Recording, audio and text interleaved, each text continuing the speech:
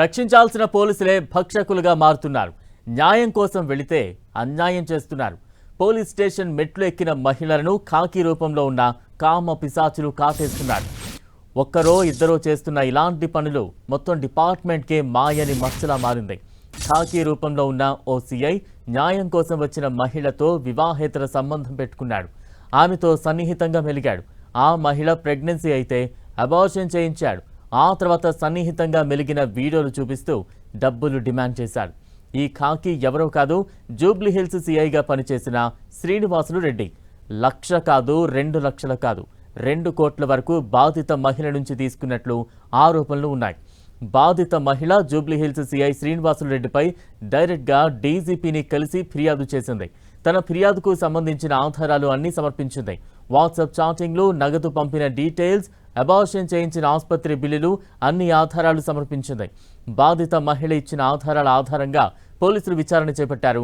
మరోవైపు సిఐ శ్రీనివాసులు రెడ్డిపై సస్పెన్షన్ వేటు పడింది. ఏఆర్కు అటాచ్ చేశారు. పూర్తి నివేదిక వచ్చిన తర్వాత చట్టపరమైన చర్యలు తీసుకుంటామని పోలీసు ఉన్నతాధికారులు చెబుతున్నారు.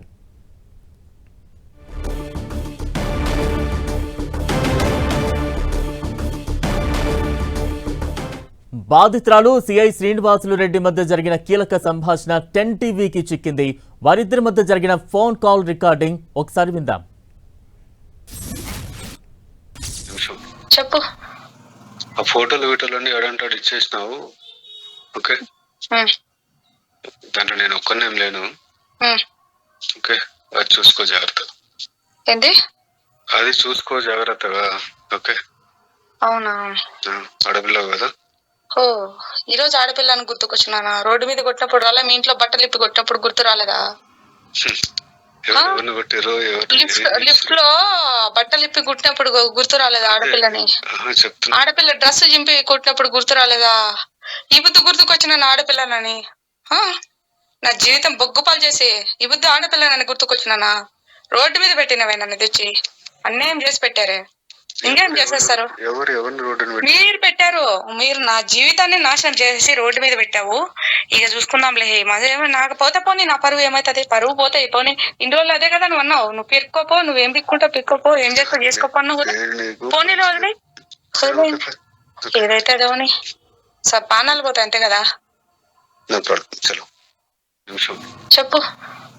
ఆ ఫోటోలు వీటోలన్నీ ఎడంటాడు ఇచ్చేసినావు. ఓకే, దాంట్లో నేను ఒక్కనేం లేను. ఓకే, అది చూసుకో జాగ్రత్త. ఏంటి? అది చూసుకో జాగ్రత్తగా.